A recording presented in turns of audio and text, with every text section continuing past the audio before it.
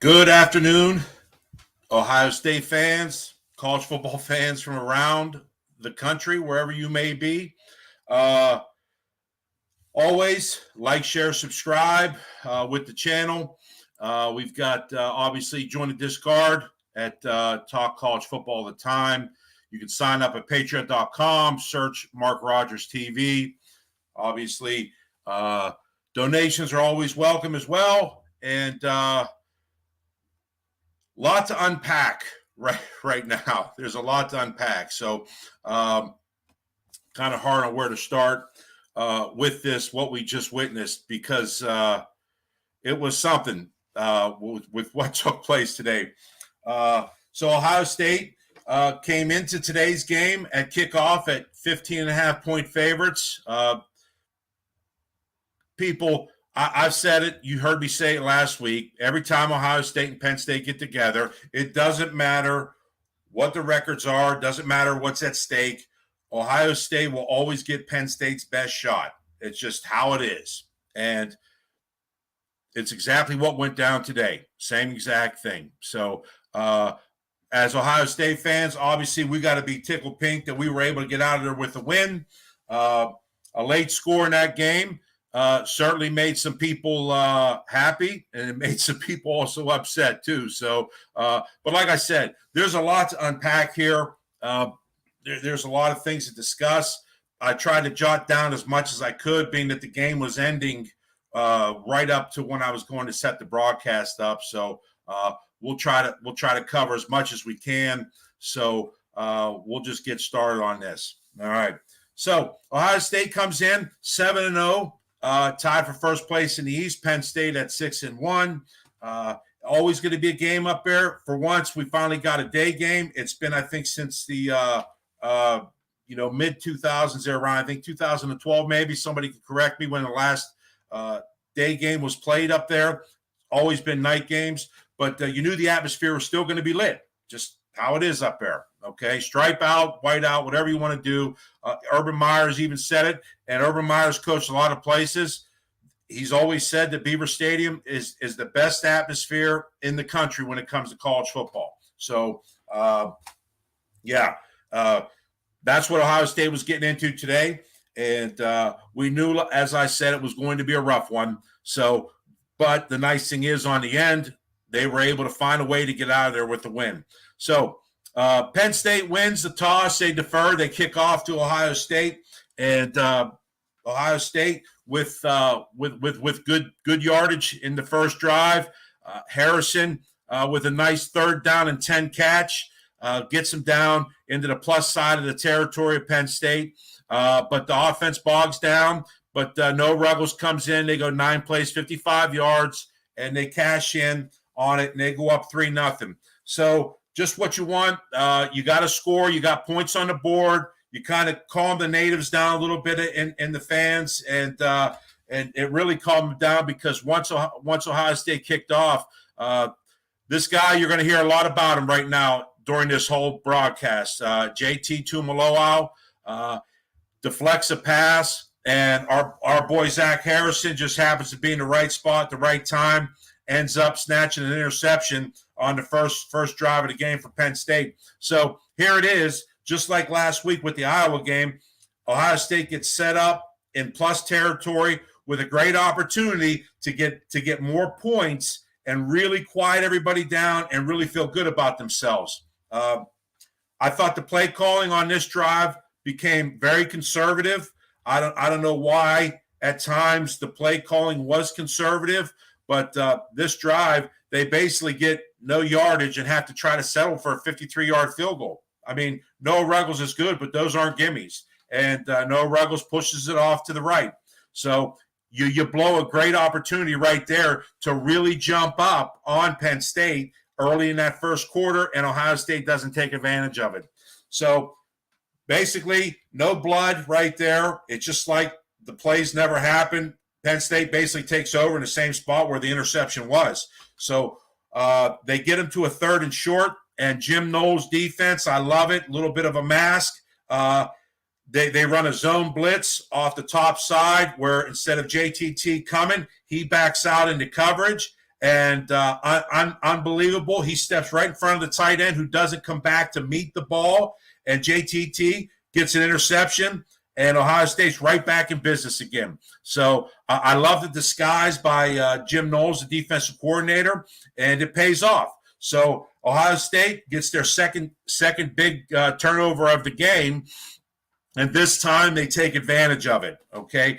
They go 3 plays, 41 yards. Marvin Harrison with 2 catches, and Mayan Williams after a replay, which I was kind of a little bit surprised they didn't replay it right away, but Mayan Williams is able to smash through over the center and get in after the review. So it's 10-0. Now you're feeling great because you took advantage of at least one of the turnovers and got points off of it, and you're feeling good about yourself. It's 10-0. And so what do I always say when you guys listen to me? I always say, can you get a 3-and-out right out of the gates and get the ball back and go down and put more points on the board? Ohio State gets the 3-and-out from Penn State after they kick off to them. But what happens, and it was kind of a tough situation because I thought they should have reviewed Mayan Williams' play because it was a double whammy. So Mayan Williams, they say, comes up short on the second down run, and he also gets hurt. Okay, so now you've got your 3rd and short, and what happens? Ohio State doesn't pick up the first down on the 3rd and short. I thought the run was a first down. They don't even look at it, but it is what it is. Ohio State needs to pick up that short yardage first down to keep a drive going, but what happens? They don't get it. They got to go 3-and-out. So now Penn State starts to feel good about themselves now again. All right. So Penn State finally starts to put a little bit of a drive together, and they catch Ohio State. They go 6 plays. They run a screen out. Not really a screen. It's just really a wide receiver pitch out there. And what happens? 2 Ohio State players. It was an all-out blitz. It was basically a kitchen sink blitz, they like to call it. So they brought everybody. Clifford was able to get it out. And Parker Washington, who had just an unbelievable game for Penn State, he makes the play, breaks 2 tackles. Ohio State can't make the tackle. And once he broke free, there was nobody else back there. It was just a matter of him racing to the end zone. And so you have all that momentum going, and now you just give it right back to Penn State. And now it's a 10-7 game, brings the stadium right back into it. Their sidelines excited. So what I always say too when you guys watch these, okay, there's a score. Can Ohio State now come back as an elite team and put points on the board themselves? Credit to Penn State. They end up holding Ohio State to a 3-and-out. And what happens? They punt it back to Penn State. And again, Penn State goes on a tremendous drive, and they make a couple great plays. Clifford, using his feet, gets out of the pocket, hits the Johnson, the tight end, down the left side, kind of got lost in coverage for about a 40-yard play. And then on the next play, Lambert with a 23-yard touchdown catch. And before you know it, you're midway through the second quarter, and it's now 14-10 Penn State. And now, of course, the stadium is back. Their sideline is back. They're jumping up. The defense is fired up. And now you got a ball game on your hands when you very easily could have taken care of some things early and kind of stole their will from them. But that's not what happened. Penn State does a great job by hanging in there and making plays, and especially on defense, guys. They really held Ohio State numerous times on third downs, and that's something that I'll discuss later on here. So Ohio State goes to 3-and-out, and they give the ball back to Penn State. After a first down, Ohio State then gets the ball back, okay? So now Ohio State trying to get some momentum back. They do a good job. Fleming gets a pass interference call on him, And Ohio State finally puts a little bit of a drive together. They go 7 plays, 46 yards. And once again, though, they get bogged down in the red zone. But our boy Noah Ruggles comes in and pops a field goal in. And it's 37-yard field goal, and it's 14-13. So basically right there, you're thinking to yourself, okay, Ohio State has not played great. They're only down 1 score. And the best part of this is they hold Penn State again, get the ball back with 1:07 left, with no timeouts. And guys, I know everyone's going to talk about it. It's beyond me as a coach, and it just boggles my mind. They're able to go 7 plays and go 56 yards. Okay, they get it down inside the Penn State 5-yard line, or right around the 5 or 6 yard line, and you got 6 seconds left. The only thing you need to do is avoid a sack, all right? It's got to be a quick play. Urban Meyer talked about it at halftime. He says they always had that. It's the 5-second rule, kind of. At 5 seconds, you got to kick the field goal. Ohio State had 6.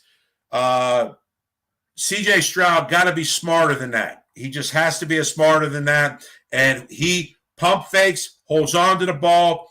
Penn State's got a blitzer, Johnny Dixon, coming off the left side, and sacks Stroud. And Ohio State doesn't even get any points out of the play that they just drove all the way down like they did there and to end the half. So here you are. If you're Ohio State and you want to talk about momentum, okay, here you are.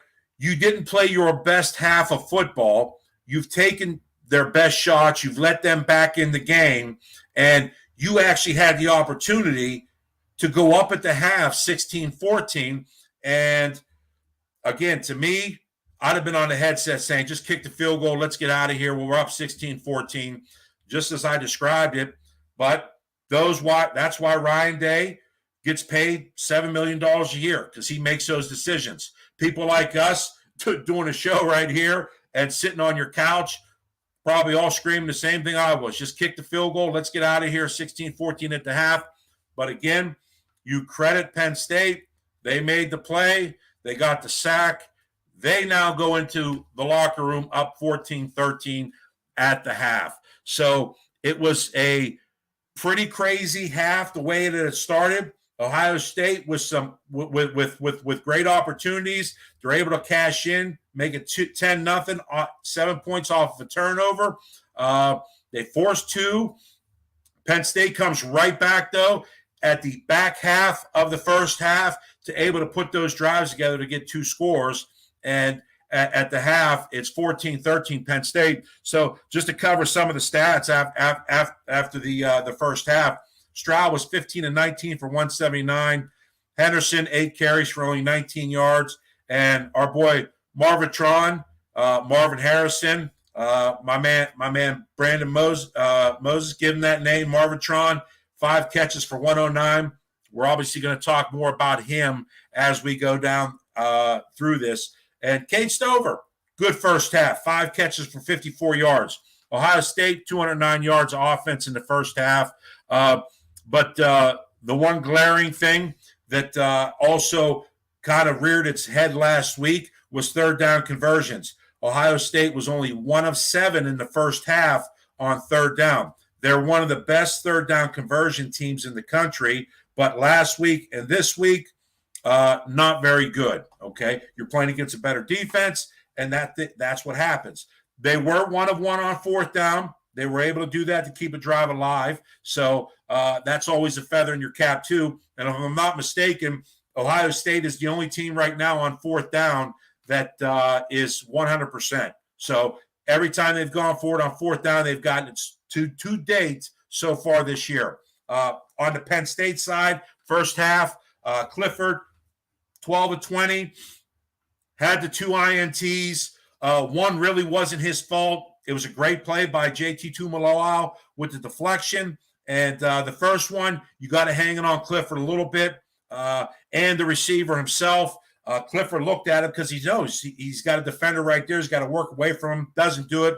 But Clifford throws for 180, and he has the 2 touchdowns. Really, I give him one good throw there in that first half on the touchdown on the slant pass to Lambert for the second touchdown. Really, the first touchdown was just Parker Washington making a play. That's what it was. So you got Washington for 100 yards and a TD in that first half. And Penn State, 225 total yards at the half. They were 3 for 7 on third down. So you got a first half complete. Both teams did not play probably how they would have liked to have played. I would both say you're both at about C games there. But that's what it is. The defenses dominated the first half, and this is what you got. So that's how you deal with it, and you just move on and make some adjustments. So we knew coming out of the half, Penn State was going to get the kickoff. So I always talk about this when you start the second half. When you get the kickoff, you obviously, as a defense, you want to try to get them out 3 and out. And what happened? Ohio State almost gets a great break right out of the gate where somebody makes a great hit. I don't know who it was. Again, I'd have to go back and watch the game. I'm just trying to relive it in my head as we go. But they make a great hit on the kickoff. The ball's loose. We got white jerseys everywhere. And I can tell you guys, that scrum down there is not a fun place to be. There's people poking, pulling skin, ripping hair, poking your eyes, doing whatever to get that stuff. I've been in one of them. It's not fun, but Penn State was able to hold on to the ball. So Penn State takes advantage of that, and they're able to put a nice drive together. They go 12 plays, 58 yards, and they're right in position. And instead of taking the points, I don't know why, James Franklin must have figured I need points, but they get into a 4th and short situation. Tyleik Williams comes up huge, makes a great 4th down stop, and gets Penn State off the field. And it's a great play. Exactly what you want out of your defense in that situation. Not only do you get a stop, but you also force them off the field, and you're only down 1 point still. So as Ohio State, that's a momentum builder right there. So what does Ohio State do? After 1 first down, they've got to punt it away. So again, credit to to Penn State again defensively. They were playing fantastic, putting Ohio State in some tough spots. The run defense was outstanding by Penn State. Gave Ohio State a lot of fits. And again, like I said before, you have to tip your cap to the opposing team at times. And you knew Penn State was going to bring it, and that's exactly what they were doing. So, again, Ohio State, after first down, they're forced to punt. So they give it right back to Penn State. Ohio State's defense got to go right back out in the field. Can they get a stop? So Penn State, after a first down, and again, our defensive line, Ohio State's defensive line, you could see was starting to get some pressure on Clifford, and eventually the D-line pressure started to get home to him, and they end up after first down. They now hold Penn State, and they got to force a punt back to Ohio State. So they forced a punt back to Ohio State, and Ohio State finally gets a drive going again. They go 6 plays. They go 45 yards. Marvin Harrison with a nice catch. And how about our boy Mitch Rossi coming up with a big catch? They just left him uncovered in the middle of the field. At first, I thought he was in the backfield. I had to watch once they showed the replay. He did line up on the right side of the offensive line in that tight end position. Both tight ends released. Stover released and Rossi released. And Rossi just sat right down the middle of the field. C.J. Stroud, good read, hits him. Nice play, nice pickup for a first down. And eventually, Ohio State has to settle for a field goal, but never nervous. Noah Ruggles comes in and knocks down a 40-yard field goal, and it's 16-14. So, again, you look back, you hate to dwell on it, but it's been up my crawl a lot. The fact that Ohio State doesn't take the points at the end of the first half. So now it's still just a one-possession game where a field goal can get you. Because the way this game was kind of playing out, it looked like it was just going to be a defensive struggle. So it was crazy how it was playing out towards the end of the game. So to think of it this way, I'm thinking of it as, hey, just let the defense keep getting stops, and we'll figure out a way, hopefully defensively, to not let them get down. Maybe we can get a turnover again and, stretch the score out that way. Because early on, for the most part of this, for probably 2/3 of the game, it was a defensive struggle. It really was. So Ohio State takes that lead, like I said. And so what happens? You knew it was coming, guys. You just knew it was coming. I talked about it last week. Ohio State gets Penn State after a JTT sack. Now it's a 3rd and long, and I was just waiting for it. Clifford just goes back, pitches one deep, the arm punt, and what happens? Out comes the hanky. We got a pass interference out there that gives Penn State a first down and keeps that drive going. And as this drive matriculates, this drive was one of those drives that I could probably talk 30 minutes about with what took place during this drive. So Penn State gets the break on the PI. They continue to move down the field, dinking and dunking, doing what they're doing, a run here, a run there. And Ohio State eventually holds and has to force a field goal, which is fantastic. So Jake Pinniger comes out, and it's only a 29-yard field goal. And I called it as soon as it happened. I said, there's motion. He pushes it off to the right. So now it's a great situation for Penn State because not only does he miss the field goal, now they got a false start penalty, which kills the play. Now gives Pinniger another chance, 5 yards move back. Now, this is the what I can't understand. And I wish that it brought the analysis in from whoever was on the game. I can't remember who was on the game refereeing. So the field goal now moves back to 34 yards. He misses it again. There's another flag. They call Ohio State for an illegal formation lining up over the center. Now, there wasn't a better view than from the umpire cam. He's looking right at the center. I have no idea where they thought Drawn Cage lined up over the center. He was to the center's left, our right, and all he did is on the snap, he shot across the other gap and tried to get through that way. Now, he never hit the center. You're not allowed to hit the center. That's what I thought they were going to call was a personal foul where someone lines up and drills the center. It's a safety reason. That's why that is there. And but somehow they said he was lined up over the center. It's just incredible to me where that flag came from or where they thought that was. But the thing is the field goes off again. Now, Penn State's like, screw it. We've just missed 2 field goals. We're just going to go for it now. We'll just go for it. And they line up in that T formation. They shift out of it. They put 4 receivers all the way out to the offensive left. And they line up one guy on the right. It was like a tight end, fullback, 44. Don't know who it was, but unbelievable play by Penn State. Clifford actually throwing for it on 4th down. McAllister's out there. They make a play, and it's first down, and Penn State keeps the drive alive. So the craziness that took place, Ohio State gets Penn State in 3rd and long. The PI bails them out. They end up getting into them where they hold Penn State to a field goal. Penn State gets bailed out by a false start after a missed field goal.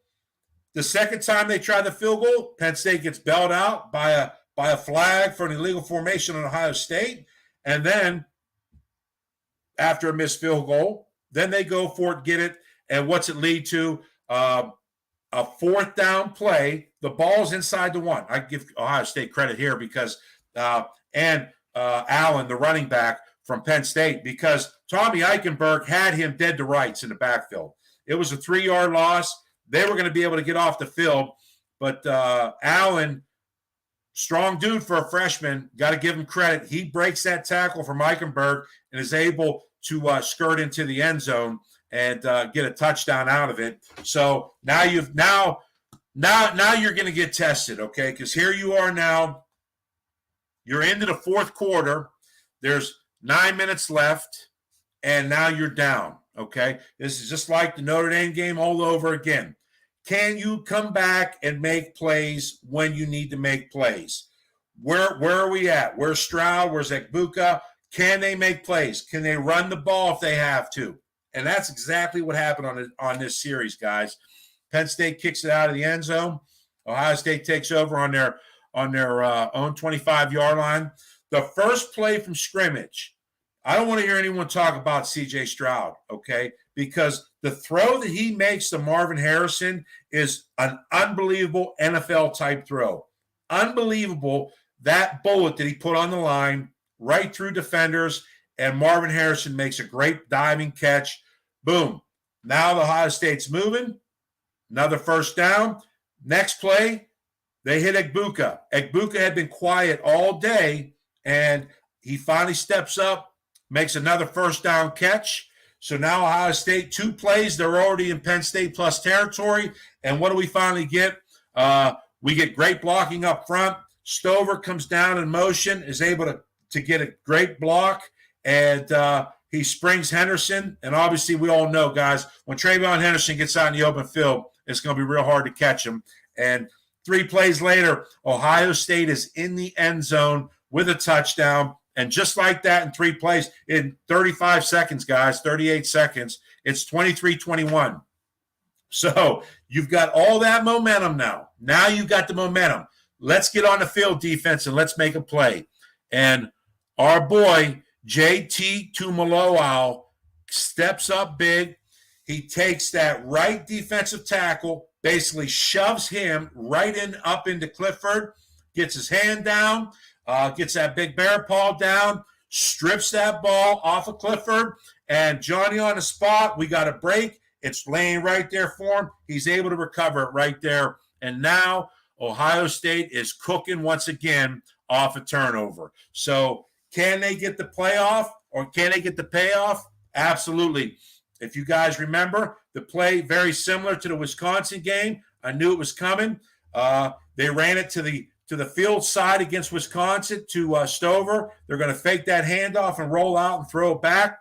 And Cade Stover did a fantastic job. And it was a great play. You wonder why it was wide open. He got lost in the wash. He just kind of filtered right out, and Stroud hit him. Henderson ran a little wheel route up the sideline, pulled some of those defenders out, and Stover makes a catch right over the middle. And I'm telling you, you got to give him credit because he broke like 3 tackles and was able to take it the distance, 24 yards, lost his shoe going into the end zone. So tremendous play by Stroud and Stover, especially after the catch and run. So all of a sudden, now you've got a little bit of breathing room. Now you're sitting there and you're saying to yourself, all right, you can relax just a touch.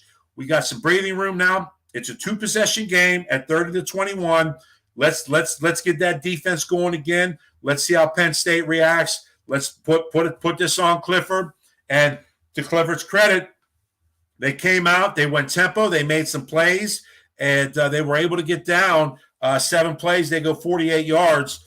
And Pinniger, give him credit, guys. He comes out after them 2 misses, and they know they need a score. One's got to be a field goal at least. So what do? He comes out and drills a 44-yard field goal. So kudos to Pinniger.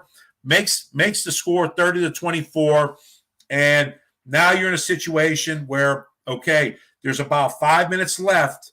Can Ohio State burn enough clock and basically try to seal this game away?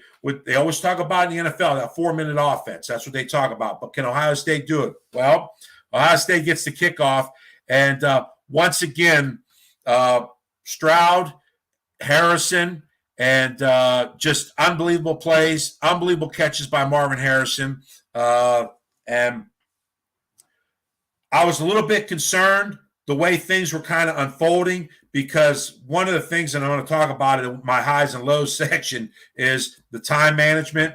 It just baffles me sometimes, but it is what it is. What are you going to do? But Ohio State ends up, after a first down, they go quick, and Egbuka, who, like I said, had been quiet for most of the game, he makes a great catch going down. He beats King, I think the cornerback it was for Penn State, and Stroud with a great pass ends up getting it in there to him at inside the 5-yard line. So now Ohio State's cooking once again, and they get up on it, and it doesn't take long, but one play, they just absolutely collapse the entire defensive right side down from Penn State, and Travion Henderson takes the handoff and goes unmolested around that offensive left side in for the touchdown. And so now you're at 37-24, and once again, you're feeling real good about yourself. Now, they wanted to go for 2.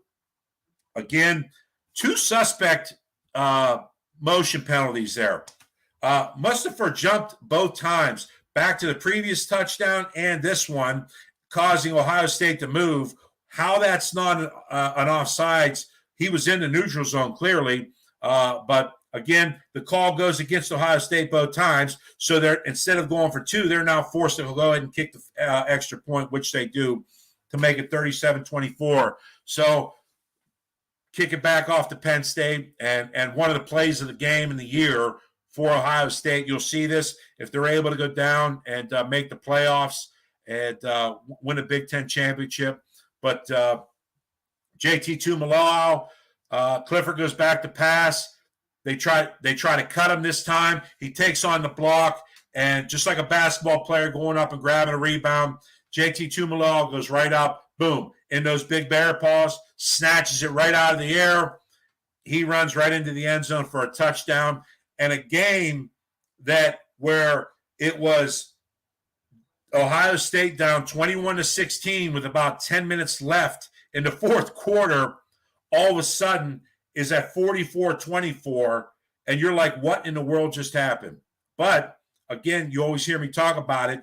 When an elite team, if you're elite, you find ways, you manufacture ways, and it's a 60-minute game, boys. That's what it is. And that's where you just gave the defense enough time to make a play again, and that's what JT Tuimoloau does. Goes in for his first ever touchdown, the former five-star recruit from out west. So it's 44-24.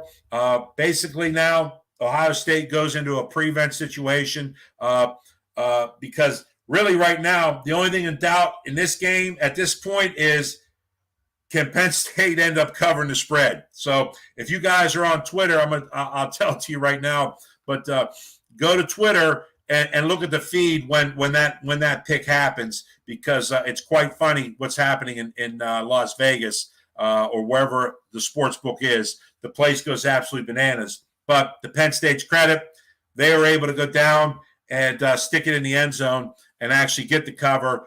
All Ohio State has to do is recover an onside kick. The onside kick goes out of bounds. Ohio State takes over. Penn State has 2 timeouts left. Ohio State's able to pick up the first down, and then at that point, take a knee to get out of Happy Valley with a win. So unbelievable situation, how this game played out late. Credit to Ohio State for not getting down on themselves. They just kept plugging away until they got rolling. Kind of similar to last week against Iowa, where there was that ugly first half, and then in the second half, Stroud throws for 4 touchdowns against Iowa.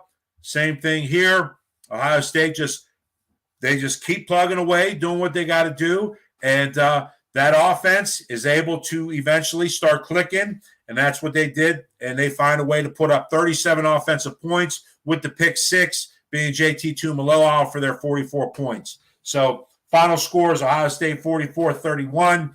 And again, say what you want. Any road win in the Big Ten against a ranked team is always a great win. So we'll take them any way we can get them. So stats right now, I was able to write the stats down for Ohio State. I was unable to get them for Penn State. I'll grab my phone and definitely get it on here and cover them. But we'll start with Ohio State. C.J. Stroud, after a kind of a so-so first half or so, he ends up with 354 yards. Now, he only throws for the one TD, but still 26 of 33 for 350 yards, only 7 incompletions. Someone that was under some pressure, and credit to the wide receivers too. They were getting beat up, hands on them. Penn State did exactly what Iowa did. They were going to get physical with Ohio State's receivers, and that's exactly what happened. You got to win those one-on-one battles, and that's exactly what Ohio State did a few times down the stretch. So rushing, Travion Henderson, since Mayan Williams goes out, he carries it 14 times for 69 yards. He ends up with 2 touchdowns. And one of my players of the game next, receiving, Marvin Harrison, just an absolutely unbelievable game. I'm sure, as you guys know, Marvin Harrison is from the Philadelphia area. Obviously, being from PA, this probably meant a little something to him coming back to Penn State. It's the first time he's played there. 10 catches, 185 yards, and was just unbelievable. I got a little nervous early in that first half. Looked like he dinged his shoulder, but when I saw him on the sideline, I could tell it was just a stinger. Those aren't fun. I've suffered them before. It's pretty nasty. Your whole arm goes limp. There's like a jolt of electricity that goes down through you. It doesn't feel good, trust me. So he was able to come in, though. After that, it just takes time. So Marvin Harrison, 10 catches for 85 yards. Our boy Kate Stover, tremendous game today. 6 catches for 78 yards and a touchdown. And Emeka Ibuka, after the first half of nothing, he gets 6 for 53 in the second half for the most part. So great job again by the receiving corps. The tight end stepped up today, Kate Stover. And like I said, even Mitch Rossi checked in with a nice catch down the middle. Total yards for Ohio State, 437 yards. So, again, a great job by Ohio State offensively. It's an elite offense, as we know. So, you just go ahead and you let those guys go. So let's take a look at Penn State here, because you got to give them credit too. Sean Clifford come in, said he had to play the game his life. Threw it 47 times. He was 32 of 47 for 371 yards. Had the 3 touchdowns. But, again, people are going to look at the black guy. He has 3 INTs, though. That's what everyone's going to look at, the 3 INTs. Because the INTs, 2 of them resulted, one obviously in 2 touchdowns. You had the JTT pick for one, and they end up taking the other one in and cashing that in as well. So 14 points off turnovers from Ohio State right there. Penn State rushing, they did go for 111 yards total. Allen was 76 yards on 12 carries. Nick Singleton with 45 yards. And Parker Washington, credit to him. Man, Penn State always finds one guy. Boy, you got Jahan Dotson last year. They just make plays. KJ Hamler, to name a few guys, just guys. Boy, they always got that one great receiver. They just can never seem to string more than one together, though. Okay, if give Penn State, Ohio State's guys, and it's a whole different situation. Sean Clifford is a lot better quarterback too. So Parker Washington, 11 catches, 179 yards, man. What a day for him. Obviously, he has got the 1 touchdown on that little out pass where he breaks 2 tackles and goes the distance. And Lambert, 2 catches for 58 yards. The tight end, Johnson, 57 yards. And you've got a hodgepodge of other guys there too. But, good job by Penn State offensively. So let's see. I'm always curious as to what they were on third down, because I always talk about third down defense. So Penn State on third down, Ohio State was able to keep them at 6 for 16. Ohio State finished 4 of 12 on third down. Penn State was 3 of 4 on fourth down. So the total yardage very, very close. 482 for Penn State, 452 for Ohio State. So again, you had 2 teams that played very well, especially down the stretch for Ohio State. Penn State probably played about as good as they could play, other than the turnovers. And again, you just walk out of there, and if you're Ohio State, and say, we found a way. And that's all you try to do now at this point in time. You just try to find a way to get wins and get out of there. So that's exactly what they did. So I'll go into my little segment here I like to call highs and lows. We always start with the lows because we want to end on a high. All right. So my first low, and in no particular order, guys, I'm just writing this stuff down as I'm going. So in no particular order, rushing the football again certainly has to be a point of emphasis here. Now, the next 3 games, you're at Northwestern next week. You're home against Indiana, and you're at Maryland the next 3 games. Obviously, now you're going to probably be able to run the football, but are you going to be able to do it that last game of the year? And we all know who that is. So right now, they got to find a way to run the football against better talent, better competition. Because the 2 times now they've got challenged, other than the 41-yard run by Travion Henderson, Ohio State has failed running the football, especially on short yardage. The 3rd down and shorts just kill me. That's supposed to be C.J. Stroud right over the center, and let's just push forward. So that's something that Ohio State, they've got to figure out how to get that running game going, especially when teams start to load the box like teams starting to do the last 2 weeks with Iowa and Penn State doing the same thing. My second low is the Mayan Williams injury. Now, I saw when he was laying there, it's a right wrist injury. It looked like it was either dislocated or broke. You could see his ring finger on his right hand. Looked like it was also dislocated in his glove. Now, again, I'm just surmising here, guys. I'm no doctor, but I could tell what I was looking at, that it looked like it was some sort of wrist injury. And then later in the game, you did see him on the sideline with his arm in a sling. So that's some sort of wrist or forearm injury. And guys, again, man, what a running back he's been so far for Ohio State. Don't know what that's going to do for him or the severity of it. You kind of hope maybe it might have been broke. They always think broke's better than dislocated because that could heal eventually.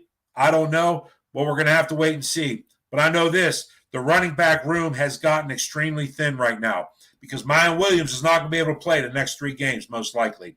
So the load goes to Travion Henderson, and they also moved Chip Trainum over to running back, who was a running back at the high school level and played running back at Arizona State before he transferred to Ohio State to play linebacker. So they also have the freshman Dallin Hayden, too. So what are they going to do? How are they going to divvy that up? Travion Henderson cannot – you're just not going to put him out there for 30 carries, 25 carries now. You're just not going to do it. You're going to need somebody to complement Travion Henderson. So we're going to have to wait and see how that plays out. It will be very interesting to see how Ohio State wants to attack that.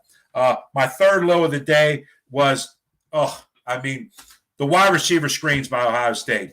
To throw the ball laterally and try to get guys upfield, you're throwing it east and west, guys. Come on.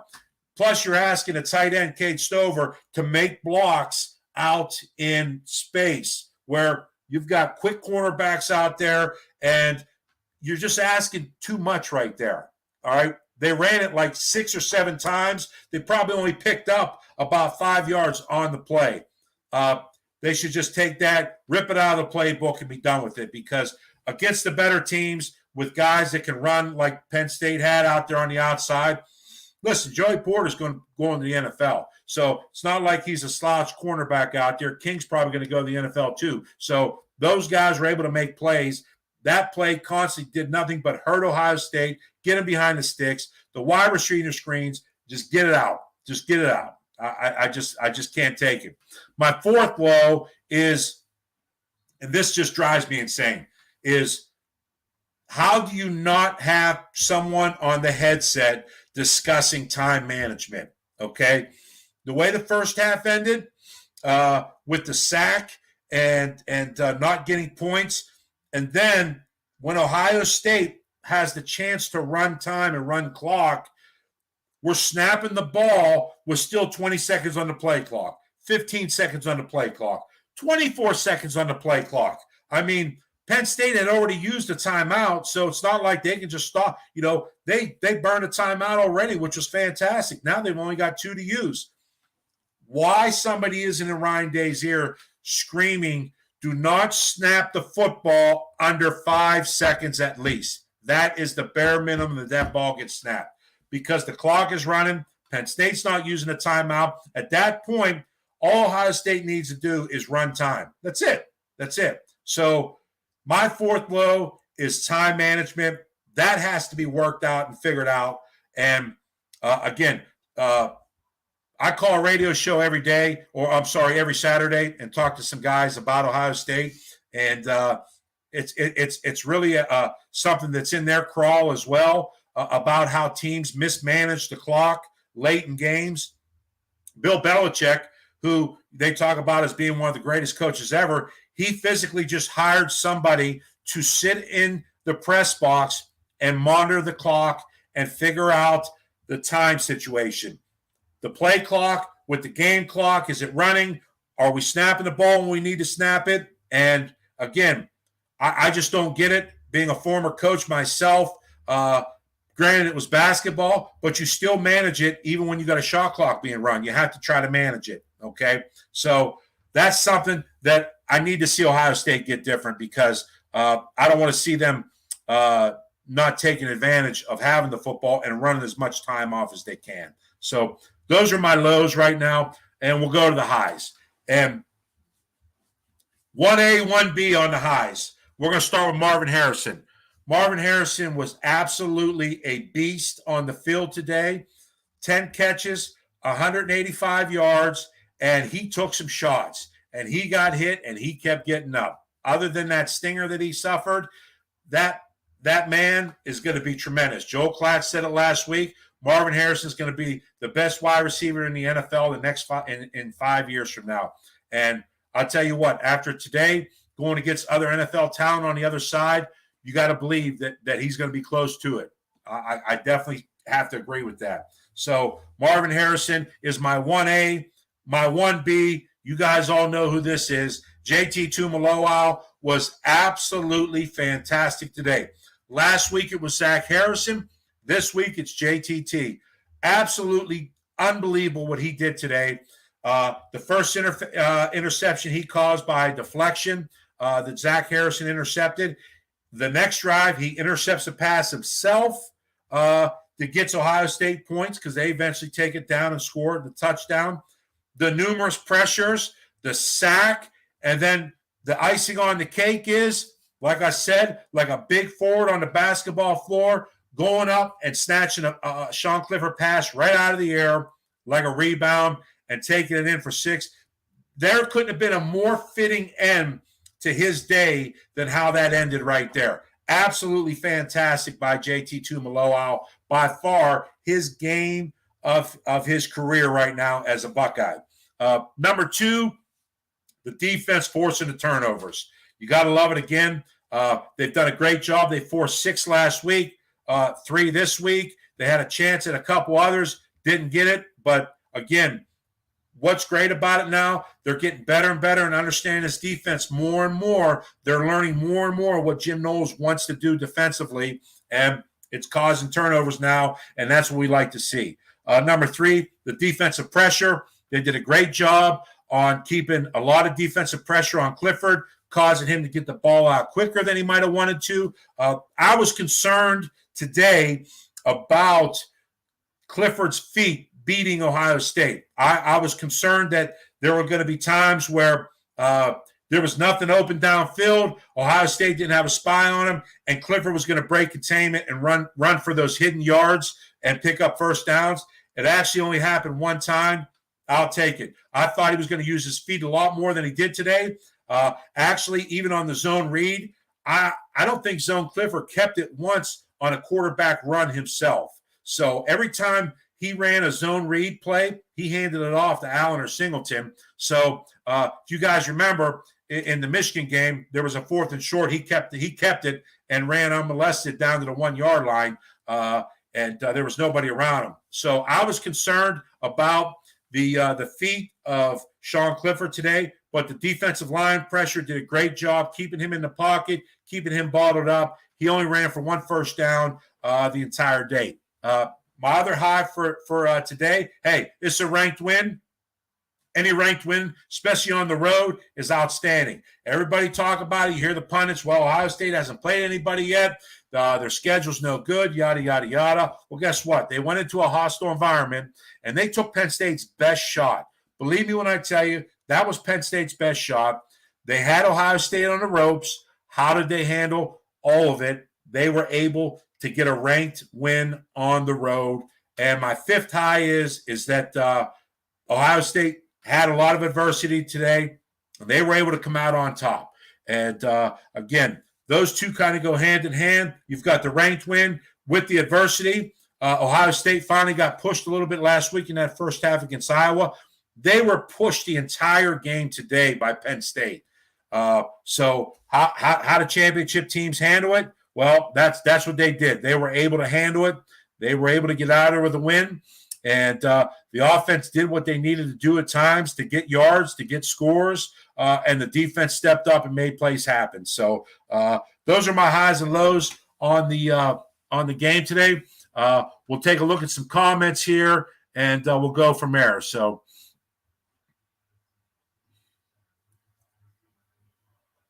yeah, I mean, we talked about this, Choctaw. Bad play call straight up. Yeah. I thought Ohio State was conservative in the first half on a few occasions. I don't know why they didn't look to press the ball down the field at times. The wide receiver screen crap just had me losing my mind. They ran it several times. They did not get any action out of it just because of the poor blocking, whether it was Stover, whether it was Fleming. That is something that they're going to have to go back and look at. If not, just get it out of the playbook. Just get it out of there. So, and those little short pitches to the short side of the field too. I just don't understand some of those when you got a defense that's just trying to get downhill as fast as Penn State was. And those short little pitches to Travion Henderson or Miyan Williams on the short side of the field just doesn't make any sense because you're outnumbered out there. So yes, I was a little bit upset with some of the play calling by Ryan Day this afternoon. And our boy Sage right here. Yes, Sage, Superman wears number 44. There's no doubt about it. We talked about it already. JT Tuimoloau had by far the best game of his Ohio State career. So you can't be prouder than him, what he did, the havoc he caused. And like I said, the payoff for him finally was that pick six. It was just a tremendous job, just absolutely tremendous job. Yes, those are definitely my two players of the game, JT Tuimoloau and Marvin Jr., both. That is for sure.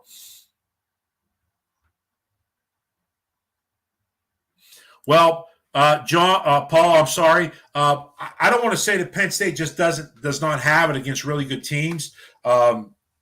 It's a black eye on Franklin for sure. I'll listen to their podcast later to hear his comments, but he's getting quality recruits there. Singleton was the Gatorade Player of the Year last year in high school. So Joey Porter Jr., absolutely outstanding. So they've got some dudes. There's no doubt about it. But until you win one of these games, okay, that's going to be the snafu on him for sure, is he just can't win a big game, and that's where people are going to get frustrated. When are they going to get the payoff with big wins? And to be honest with you right now, guys, I said it today on the radio show that I call in on.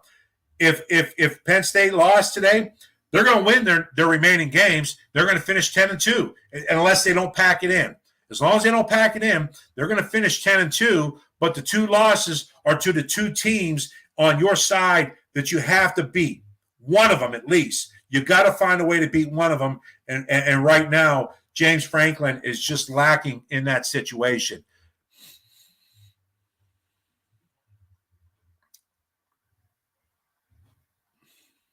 Yeah, some of you guys are talking about, somebody made a comment about Clifford, and he did make some plays today. He did. He really did. He just got a couple bad breaks. You just got a situation. You guys always hear me talk about it, is the Jimmies and the Joes. where, Ohio State just has a few more Jimmies than Penn State has Joes, and Ohio State's Jimmy's just made a few more plays. That's life. That's what it comes down to. Clifford played a very good game. You got to give him credit. Threw the ball well. He got a couple bad breaks. He got one bad break on one interception, and you've got another kid that's a 5-star, one of the top players in the country just last year, and just makes an unbelievable play. Goes up. How many times do you see it? A guy going up doing that. So it is tough. So, but you got to give him credit. He didn't stop playing, and he did everything he could to try to keep Penn State in the game.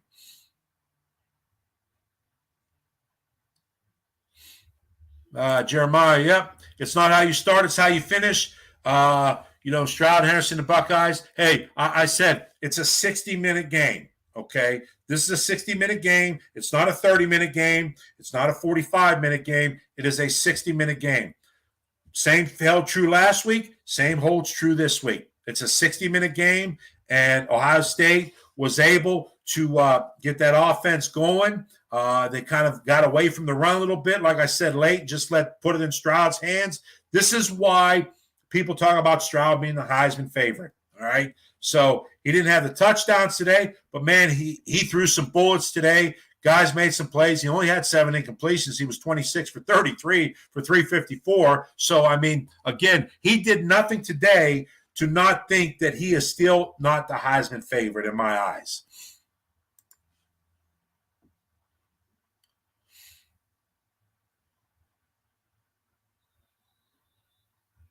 Let's see what else we got here, guys. Yep. This was really it. 21 points in 5 minutes. That's the difference in the game. If you guys watch college basketball, you got Clark Kellogg. He always talks about spurtability as far as a basketball team, where you can string several baskets together and go from maybe only down 2 or up 2, and all of a sudden with spurtability, boom, you spread it out, and it's a 12-point game, 14-point game in a matter of seconds in basketball. Same thing here with Ohio State.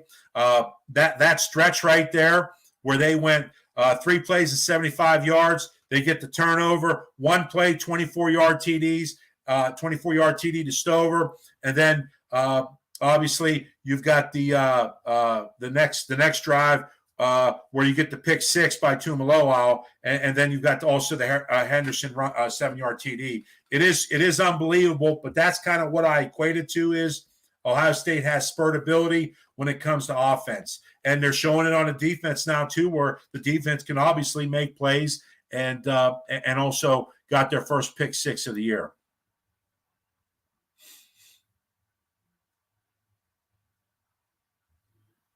Guys, just so you know, next week I will not be on. I'm not sure who will be doing the post game, but as a little treat to myself, it is my birthday next weekend. So as a treat to myself, I'm actually flying up to Chicago, and I'm going to go see Ohio State Northwestern play next week up there. So kind of looking forward to that, but I will not be on next week with the breakdown. But hey, I'll miss you guys, and but I will be back the rest of the year for sure. And here's our fellow Michigan troll, Mr. Fort. Yeah, that game angered you. Interesting. Just like how many years in the past, all the Ohio State beatings that they put on Michigan has probably angered you. But remember, Mike, November 26th is coming, my man. Just remember that. And I told you before, if Michigan comes into Columbus and takes care of Ohio State, I will be back on this channel to make sure I eat crow. So just so you know that. Another fun fact, now that we get Mike out of there, Ohio State just tied a national record today. You guys, I don't know if you're aware of it or not, but today was the 69th game in a row that Ohio State has scored 20 points or more. So they just tied Oklahoma. I got to think next week against Northwestern they're going to break it, because if they can't break it against Northwestern, then again, you always hear me talk about this. They're just not a national championship team then. If you can't score over 20 against Northwestern, there's certainly something wrong there.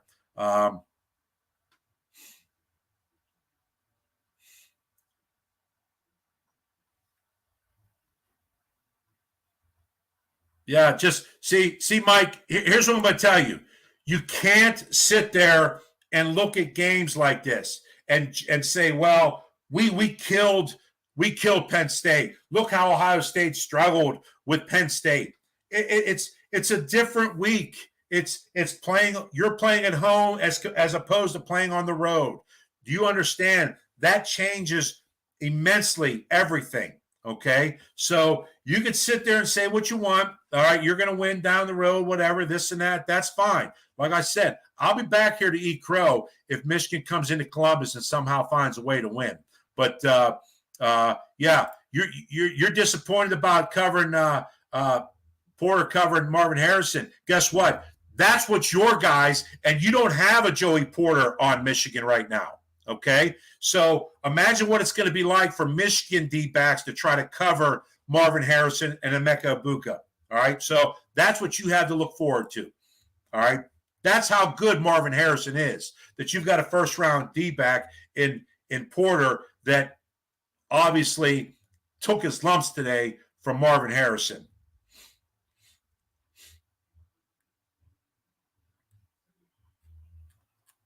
What else we got here? Yeah, go ahead, guys. You keep blasting Mr. Fort. I know he likes to come on here, like I said, but it's cool. Hey, well, listen. So next week, Ohio State goes back on the road again to Northwestern. Northwestern on the year at 1-7. They won their first game of the year over in Ireland, and they haven't won since. They're playing a game today. I can't remember what time it is. Not sure what's going on there. But Ohio State's going to go up to Northwestern next week. And so, again, you've got a team coming in, a Pat Fitzgerald team that you know is always going to play hard. And they just struggle right now with talent, okay? It's unbelievable what he has done there, that he's actually got Northwestern in Big Ten championship games before. So you got to give them credit. But this year they're obviously they're struggling right now. So again, Ohio State, again, take their little punishment that they got today from Penn State. They're all going to need a little bit of an ice bath.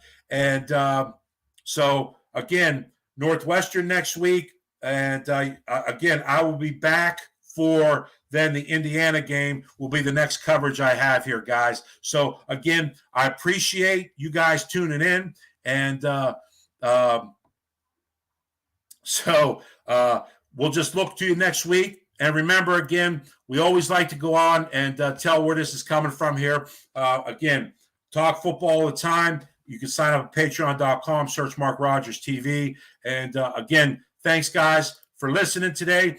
It was a lot to uncover. It was a great win. Like I said, any win on the road against a ranked team, you got to love it. So let's move forward. Take care of the next three opponents, and then you got the end of the year game with those boys up north.